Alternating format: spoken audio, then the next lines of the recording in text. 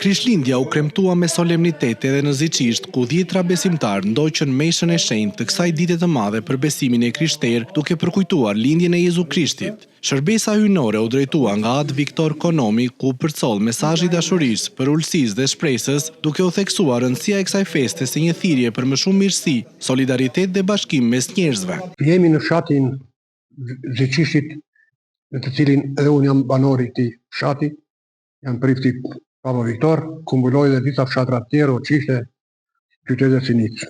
Jemi mbledhur këtu, ku mbaruam meshën për kujtim, për të nderuar veprën e ndritur lindjen e Zotit tonë Jezu Krisht, i cili lindi në këtë botë për të na dhënë paqe, të na dhënë shëndet, për të na dhënë dashuri.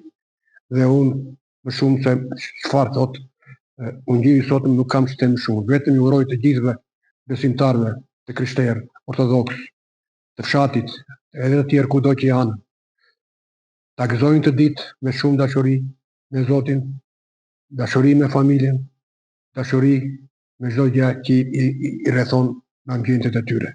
Gëzuar për shumë vjet lindjen e Zotit tonë Jezu Krisht. Në përfundim të shërbesës, besimtarët shkëmbyen urime tradicionale për shëndet dhe mbarësi, duke ruajtur zakonet e vjetra të festës, të trashëguara brez pas brezi në fshatin Ziçisht. Krishtlindja në Ziçisht u kremtua si një festë e besimit dhe shpresës, duke forcuar lidhje shpirtërore dhe komunitare mes banorëve.